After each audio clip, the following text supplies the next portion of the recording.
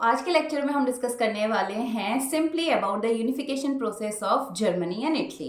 Unification of Germany, unification of Italy and strange case of Britain, ये तीनों ही important हैं। और फोर्थ आता है बाल्कन वाला एरिया। तो चारों ये जो पॉइंट हैं, टॉपिक हैं very important and value for the 5 marks. तो इनको हम one by one separately discuss करेंगे कि आपके 5 मार्क के क्वेश्चन में आपको कोई भी डाउट ना रहे। तो यहाँ पर साथ में मैं आपको विजुअल्स को भी शेयर कर रही हूँ, साथ में पीपीटीज को, और आपकी टेक्स्ट बुक भी हम साथ में लेंगे। तो डिटेल भी हम डिस्कस करेंगे सेपरेटली। आज हम डिस्कस कर रहे हैं यूनिफिकेशन ऑफ जर्मनी। अब जब हम जर्मन यूनिफिकेशन की बात करते हैं तो आपको याद होगा कि लास्ट जब हमने पढ़ा था is the 1848 revolution of liberals, तो वहाँ पर हमने पढ़ा था कि जो एजुकेटेड मिडिल क्लासेस थी वो धीरे धीरे प्रॉस्परस हो रही थी, यूनिफिकेशन के लिए वो काम कर रही थी। तो हमने पढ़ा था कि जर्मन स्टेट फ्रैंकफर्ट पार्लियामेंट पे, सेंट पॉल चर्च पे फ्रैंकफर्ट पार्लियामेंट जहाँ पर हमने डिस्कस किया था, जहाँ पर उन्होंने कॉन्स्टिट्यूशन लिखा था and all German national assembly उन्होंने फ्रेम करी, जिसपे कि 831 रिप्रेजेंटेटिव थे, इलेक्टेड रिप्रेजेंटेटिव थे, जिन्होंने कॉन्स्टिट्यूशन बनाया जर्मनी के लिए। जर्मन कॉन्स्टिट्यूशन उन्होंने बनाया। उस कॉन्स्टिट्यूशन को लेकर के वो पहुंचे प्रशिया के राजा के पास। तो उस समय पे पर्शिया का राजा हमने पढ़ा था विलियम फोर्थ था। तो विलियम फोर्थ के पास जब पहुंचे तो उसको लगा भाई इसको मैं एक्सेप्ट कर लूंगा तो मेरी तो पावर ही कम हो जाएगी। उसने रिजेक्ट कर दिया था, फर्स्ट टाइम भी, सेकेंड टाइम भी, थर्ड टाइम भी रिजेक्ट कर दिया गया। लेकिन बाद में फिर यही यहाँ पर तो स्टोरी खत्म हो गई और उसके बाद सीधे डायरेक्टली स्विच हो जाते हैं हम, और आपका अगला टॉपिक आ जाता है यूनिफिकेशन ऑफ जर्मनी और इटली। तो अभी इसको हम यहाँ से कनेक्ट करेंगे। तो वहां पर कहानी खत्म नहीं हुई थी, वो कनेक्ट हो जाती है जर्मन यूनिफिकेशन के साथ में। बाद में ये एफर्ट्स, यानी ट्विस्ट आया स्टोरी में, और ये एफर्ट्स जो अभी तक नेशनलिस्ट कर रहे थे, मिडिल क्लास के लोग जो डिमांड कर रहे थे नेशन स्टेट बनाने की, अब उसी फीलिंग को यूज किया किसने? मोनार्क ने। यानी पर्शिया के राजा को लगा कि भाई जब यूनिफाइड करने की बात हो रही है जर्मन, यानी आप सोचोगे उस समय आपको लग रहा होगा ना कि जर्मनी के राजा के पास क्यों नहीं गए, ये पर्शिया के राजा के पास क्यों गए। एक्चुअली उस समय पे ना पर्शिया ही एज अ मेजर एम्पायर वाला कॉन्सेप्ट हुआ करता था ना। तो ये डिफरेंट छोटे छोटे जर्मन स्टेट थे, 1 2 3 4 अलग अलग पार्ट्स हैं, ये जर्मन रीजन्स हुआ करते थे। और इन सब के ऊपर अथॉरिटी, जो पावरफुल रीजन उस समय था एज अ एम्पायर हम कह सकते हैं, पर्शिया, उसके हाथ में पावर थी। तो ये जानते थे, इसलिए उसके पास ही गई कि भाई आप राजा बन जाओ, और ये कॉन्स्टिट्यूशन है। तो राजा ने पहले मना कर दिया था।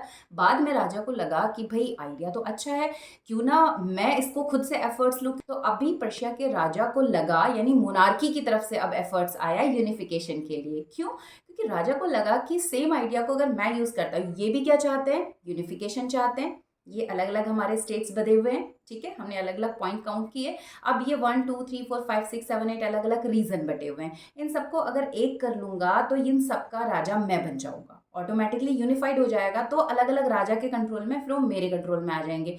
नेशनलिस्ट भी तो यही कह रहे थे, जो मिडिल क्लास थी रेवोल्यूशनरी, वो भी यही कह रही थी, यूनिफिकेशन, नेशन स्टेट की डिमांड कर रही थी वो। तो राजा ने सोचा कि ये अच्छा पॉइंट है कि सेम कॉन्सेप्ट को मैं लेके चलूं। तो अभी यूनिफिकेशन प्रोसेस किसकी तरफ से हुई? मोनार्की की तरफ से, है ना, बिल्कुल डिफरेंट सा निकल के आया। और इटली के केस में भी यही हुआ था। तो हमने पढ़ा कि पर्शिया का जो राजा है विलियम फर्स्ट, तो वहां पर हमने देखा कि वो पर्शिया के राजा विलियम फोर्थ के पास गए। लेकिन जब यूनिफिकेशन प्रोसेस आई तो वहां पर नाम चेंज हो गया विलियम फर्स्ट। ऐसा क्यों हुआ? क्योंकि विलियम फोर्थ के पास जब तक पावर थी उसने कोशिश की, एफर्ट्स तो किया, लेकिन उसके बाद वो बेड पे आ गया था, बीमार हो चुका था, उसकी इतनी हिम्मत नहीं थी कि वो राजपाट संभालता। उसके बाद उसने सारा भार दे दिया अपने छोटे भाई के ऊपर, विलियम फर्स्ट। अब विलियम फर्स्ट ने सोचा कि क्यों ना मैं ही यूनिफिकेशन की प्रोसेस को संभाल लेता हूँ। मोनार्की ने इस आइडिया को अडॉप्ट कर लिया। यानी उसने कहा बात तो सही है भाई, जैसे ये कह रहे हैं, अगर मैं इसी आइडिया को, अगर मैं कहता हूं कि हाँ हम मिलके इस चीज को करेंगे, तो इससे राजा का भी फायदा है, क्योंकि नेशनलिस्ट भी यही चाहते थे, जर्मन स्टेट एक हो जाते और उनका राजा बन जाता विलियम फर्स्ट, बिना किसी प्रॉब्लम के। थोड़े थोड़े से उसने उनको कंसेशन दे दिए, कुछ ड्यूज माफ कर दिए, टैक्स माफ कर दिए, पहले की तरह बहुत स्ट्रिक्ट ऑर्डर ना उतार के उन्होंने जो एम्पायर वाला कॉन्सेप्ट था उससे स्टेट, नेशन, मॉडर्न स्टेट में स्विच किया। अभी नेशन स्टेट नहीं आया था, बट मॉडर्न स्टेट आया था, जिसमें वो जर्मन यूनिफिकेशन की बात कर रहे थे। तो इस तरह से जितने भी जंकर्स थे, जंकर्स कौन थे? जितने बड़े लैंडलॉर्ड्स थे वो सारे अब जो है जो मिडिल क्लास थी, रिप्रेजेंटेटिव थे। पहले इन्होंने पीजन एंड फार्मर्स को बहुत ज़्यादा रिप्रेजेंटेशन नहीं दिया, शामिल अपने साथ इंक्लूड नहीं किया, शामिल नहीं किया था। अभी ये सारे समझ चुके थे कि इनको भी साथ लेना ज़रूरी है, नहीं तो हम जीत नहीं सकते हैं। तो सारे लैंडलॉर्ड्स को भी इन्होंने साथ में ले लिया था, who were known as a Junkers. तो वो सारे जंकर्स नेशनलिस्ट मिल करके राजा ने इन सबको अपने साथ ले करके यूनिफिकेशन का काम किया।